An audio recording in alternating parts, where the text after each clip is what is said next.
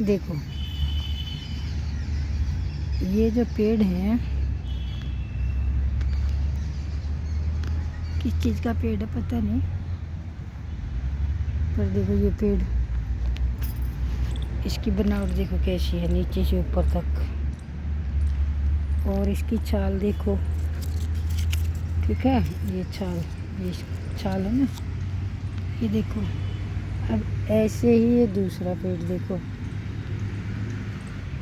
ये भी वही पेड़ है,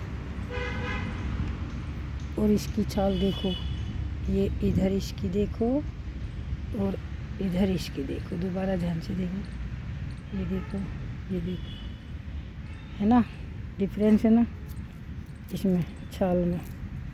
इसकी मोटी मोटी है स्किन, इसकी देखो मोटी मोटी है इसकी। अब ये तीसरा देखो, तीसरे वाला पेड़ देखो, यही पेड़ है,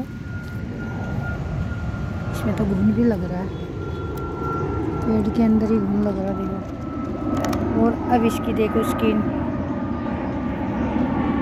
इसकी और टाइप की है, पेड़ वही है, हाइट भी अलग है, मोटाई भी अलग है, और मेन है जो इनकी ये छाल जिसको कहते हैं, हमारी जो स्किन होती है इसको जो छाल कहते हैं, ये भी अलग। अब दूसरे टाइप का और पेड़ देखो, ये वाला, इसकी मतलब थोड़ी सी औरों से प्लेन है, पेड़ वही है, इसकी भी मोटाई लंबाई अलग है। ऐसे ही एक और पेड़ देखो, मतलब यहाँ इसी चीज़ के पेड़ हैं, पता नहीं क्या नाम है इनका, नाम कमेंट में बताना मुझे। ये देखो ये अलग टाइप का, ठीक है। तो यहाँ सब एक ही किस्म के पेड़ हैं। तो मैं कई दिन से यही ऑब्जर्व कर रही थी, यही नोट कर रही थी, जैसे भगवान इंसान को बनाता है, पर हर इंसान शकल, सूरत, हाइट, कद काठी, बालों का रंग, आँखों का रंग सब अलग अलग होते हैं। इवन जुड़वा बच्चों में भी ऐसा होता है, जो सेम जुड़वा जो कहते हैं ना बिल्कुल एक जैसे होते हैं, उनमें भी कुछ न कुछ अंतर होता है। ऐसे ही देखो इन पेड़ पौधों में एक ही साथ लगाए गए होंगे, एक जैसा ही इनको धूप पानी मिलता है, ठीक है, एक ही मिट्टी मिली हुई है, एक ही मिट्टी में उगाए गए हैं। सूर्य की धूप, पानी, बारिश का पानी, इवन सिंचाई का पानी सब सेम ही मिल रहा है, बट देखो इनके रंग रूप, हाइट, मोटाई सब में डिफरेंस है। तो इससे ये हो रहा है कि कुदरत है ना, कुदरत की लीला कोई समझ नहीं पाएगा। अगर यही प्लांट इंसान ने बनाए होते तो सेम बनाता, परंतु कुदरत देखो कितनी ही चीज़ें बना रखी हैं, कितने ही प्लांट एक जैसे हैं, परंतु सबकी उनकी रूप रेखा, हाइट सब अलग अलग है ना। और ये दूसरे टाइप के भी प्लांट देख लो, ये तो एक पता नहीं किस चीज़ का प्लांट था, एक ये दूसरे टाइप का प्लांट है, ये रहा, ये शायद, ये देखो इन सब की भी बनावट अलग अलग है।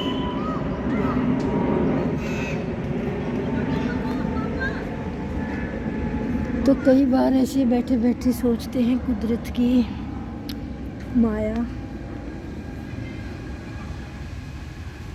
हम बहुत कुछ इंसान ने अपने ऊपर, बहुत चीज़ों पर इंसान ने कंट्रोल कर लिया है, बट कुदरत की माया हम आज भी नहीं समझ पाते। देखो ये है, ये एक ही तरह के प्लांट हैं, इसका देखो कैसी शेप है, इसकी ये दूसरा प्लांट है, इसकी देखो अलग तरह की शेप है, ये यही प्लांट है, इसी किस्म का ही प्लांट है, इसकी अलग तरह की शेप है।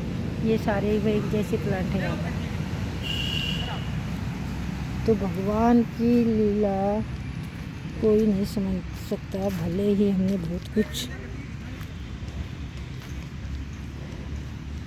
प्राप्त कर लिया है, बहुत कुछ रिसर्च कर चुके हैं, बहुत कुछ अनुसंधान कर चुके हैं, बट भगवान की कुदरत की लीला अलग ही है।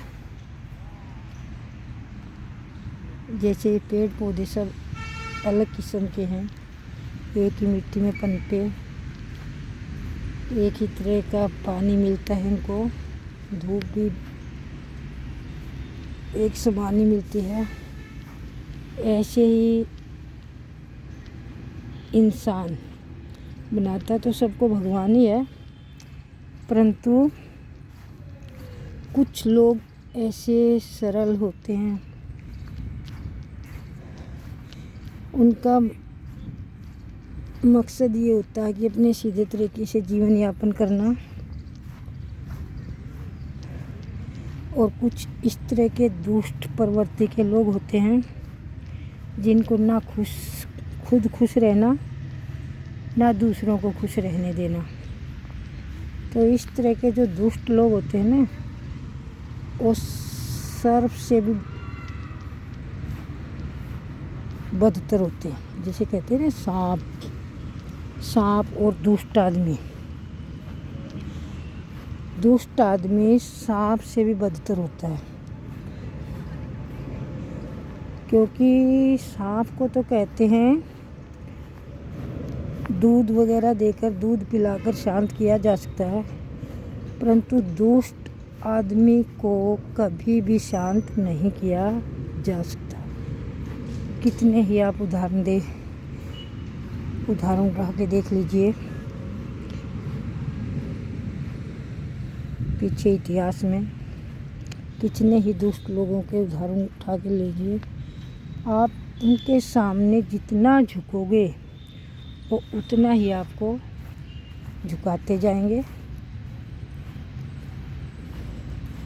परंतु एक बात है, अगर आप सच्चाई के रास्ते पर डटे रहेंगे तो भगवान जरूर एक न एक दिन आपको अपनी सच्चाई का फल मिलेगा। थोड़ा सा पेशेंस रखना चाहिए। परेशानी तो होती है जब हम किसी का बुरा नहीं करते, हम अच्छा करते हैं, अच्छा ही अच्छा करते हैं, किसी के प्रति, उनकी मजबूरियों के प्रति सहानुभूति भी दिखाते हैं, और उसके बदले हमें इंसल्ट मिलती है, तो उसमें बुरा तो बहुत लगता है, परंतु हम कुछ नहीं कर सकते, क्योंकि बुरे लोगों के साथ बहुत लोग होते हैं, सच्चे लोगों का साथ देने वाले बहुत कम लोग होते हैं।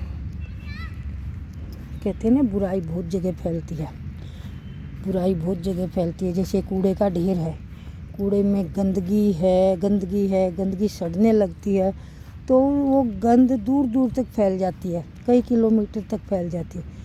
पर वही अगर मैं मान लीजिए कहीं सुगंध है, सुगंधित फूल हैं, वो सुगंधित फूल केवल अपने आसपास ही सुगंध फैला सकते हैं।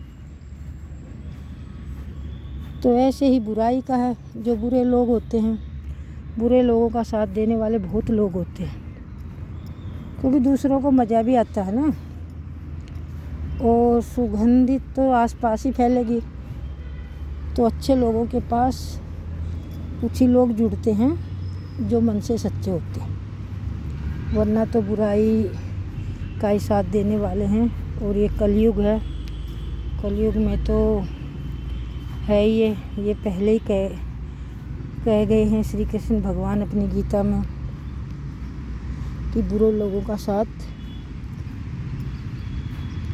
सब देते हैं, बुराई की ओर सब झुकते हैं, क्योंकि सच्चाई बोलने की हिम्मत सब में नहीं होती। सच्चाई बोलना, सत्य पर डटे रहना बहुत मुश्किल काम है, क्योंकि सच्चाई तो एक है। सच्चाई को कैसे बोल लो, आगे से, पीछे से, किसी के सामने, पीछे, तोड़ मरोड़ के जैसे भी बोलोगे, सच्चाई सच्चाई ही रहेगी। परंतु झूठ के अनेकों वो हो सकते हैं। एक झूठ के बदले आप दूसरा झूठ बोल सकते हो, उसको दबाने के लिए फिर तीसरा झूठ बोल सकते हो। तो फिर सच्चा आदमी के हाथ में बस यही है, वो चुप हो जाता है। भगवान के भरोसे छोड़कर, भगवान तू ही जाने जो होगा, तेरे ही भरोसे हैं, बस अपनी सच्चाई पर डटे रहो। एक न एक दिन समय तो लगता ही है, पर एक न एक दिन भगवान तुम्हें तुम्हारी सच्चाई का फल ज़रूर देगा। इसलिए मैं यही कहूँगी सबसे कि अपनी सच्चाई के रास्ते पर डटे रहो। जो होगा अच्छा होगा, जो हुआ वो भी अच्छा हुआ, और जो हो रहा है वो भी अच्छा हो रहा है, और जो होगा वो भी अच्छा ही होगा। कुछ चीज़ें ऐसी होती हैं जिस पर हमारा कंट्रोल नहीं होता। हम कंट्रोल केवल अपने ऊपर कर सकते हैं। हम सच्चाई के रास्ते पर चल सकते हैं, परंतु अगर हम दूसरा कोई झूठ बोल रहा हो तो उसको तो हम कुछ नहीं कर सकते ना। इसलिए भगवान पर भरोसा रखो, दिन रात भगवान को ही अपने सुनाओ। भगवान के सामने खड़े होकर कहने की हिम्मत जुटाओ, भगवान मैंने क्या गलत किया है, और अपने गलतियों की सज़ा भगवान से मांगो कि हमें अपनी गलतियों की सज़ा ज़रूर मिलनी चाहिए। बाकी तो भगवान पर विश्वास रखोगे, एक न एक दिन जो होगा वो अच्छा ही होगा, यानी कि सभी के साथ अच्छा ही होता है।